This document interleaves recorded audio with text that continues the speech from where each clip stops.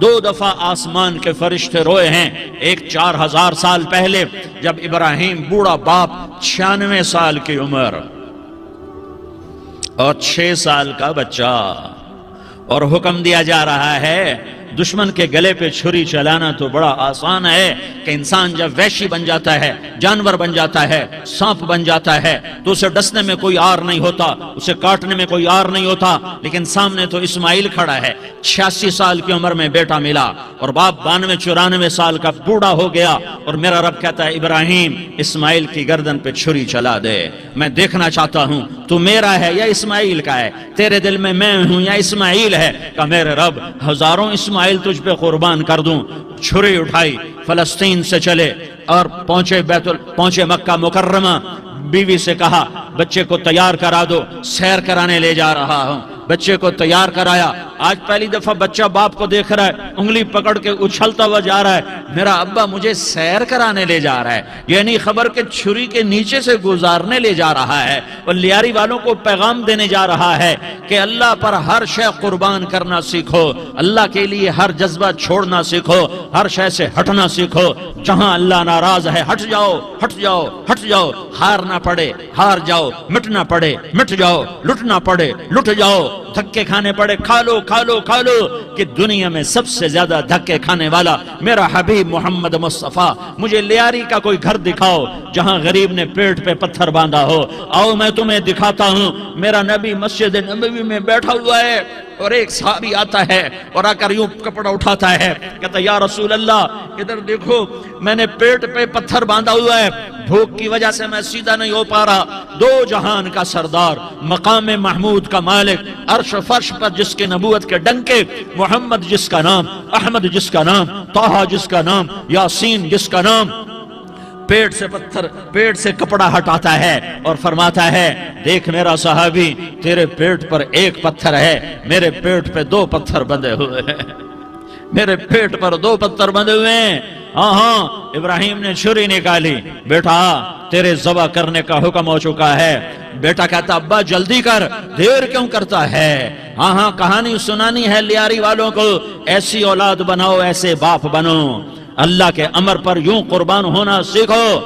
اور اب معصوم بچے کو حیران ہو کر ابراہیم دیکھتا ہے، بیٹا تجھے پتہ ہے میں کیا کہہ رہا ہوں؟ کہاں پتہ ہے، آپ کہہ رہے ہیں میں ذبح کروں گا تو میں مر جاؤں گا، میں مر جاؤں گا تو مجھے آپ کی جگہ اللہ ملے گا، اللہ آپ سے بہتر ہے، مجھے دنیا کی جگہ جنت ملے گی، جنت دنیا سے بہتر ہے۔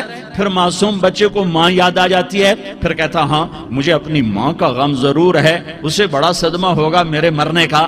تو اپنا گریبان کھولا اور کرتا اتارا، کہا ابا میں جب مر جاؤں تو یہ کرتا سنبھال لو، یہ میری ماں کو دے دینا، یہ میری نشانی اس کے پاس رہے گی، جب کبھی میں یاد آؤں گا میرا کرتا دیکھ لیا کرے گی، اور تو اپنے کرتے میں مجھے کفن دے کر ادھر ہی دبا دینا، مجھے ادھر مکے نہ لے جانا کہ میری میت کو دیکھ کر میری ماں کو بڑا دکھ ہوگا، مجھے ادھر دبا دینا۔ ابا میرے ہاتھ باندھ دے، میرے پاؤں باندھ دے، اور لیاری والوں کو پیغام دے دو کہ اللہ پہ یوں قربان ہوا جاتا ہے۔ تم پیسے پہ لڑے، تم منصب پر لڑے، تم عہدوں پر لڑے، تم ایک دوسرے کے خون کے پیاسے ہوئے، کیا موت مر گئی ہے تمہارے لیے؟ کیا آخرت کو آگ لگ گئی ہے؟ کیا جنت کو آگ لگ گئی ہے؟ کیا جہنم کو بجھا دیا گیا ہے؟ کیا طارق جمیل کے لیے قبر کا ٹکڑا مقرر نہیں ہے؟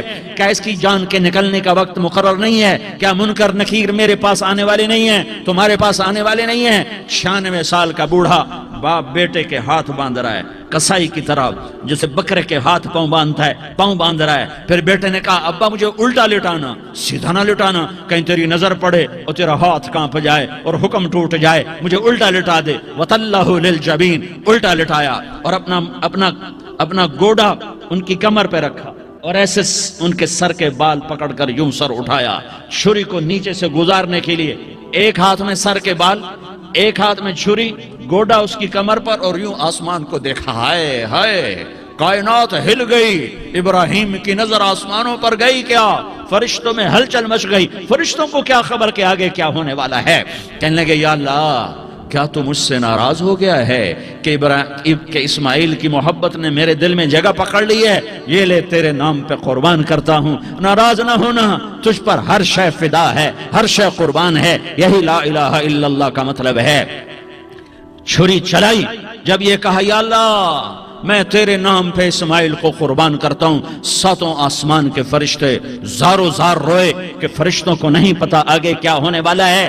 دوسری دفعہ 4000 سال بعد یہ طائف کی وادی ہے اور یہ محمد بن عبداللہ ہے اور یہ بھاگ رہے ہیں اور پیچھے پتھر پڑ رہے ہیں اور وہ بھاگ کے پیچھے پتھر پڑ رہے ہیں، پھر آپ گرتے ہیں، پھر اٹھ کے بھاگتے ہیں، پھر پتھر پڑتے ہیں، پھر آپ گرتے ہیں، پھر اٹھ کے بھاگتے ہیں، پھر پتھر پڑتے ہیں، پھر آپ بے ہوش ہوتے ہیں، زید بن حارثہ اٹھاتے ہیں، باغ میں پناہ لیتے ہیں، پھر آپ کو ہوش آتا ہے، پھر آپ اللہ کی بارگاہ میں دعا کرتے ہیں۔ اس دعا کو سن کر ساتوں آسمان کے فرشتے زارو زار روئے کہ یا اللہ آج میرا تجھ سے گلہ کرنے کو جی چاہ رہا ہے۔ اشکو الیک ضعف قوتی وقلت حیلتی وہوانی علی الناس، میرے رب آج میں تجھ سے گلہ کرتا ہوں، تو نے مجھے کن لوگوں کے حوالے کر دیا جنہوں نے مار مار پتھر مجھے لہو لہان کر دیا۔ اللہ کی غیرت، اللہ کا غضب حرکت میں آیا اور فرشتہ اترا۔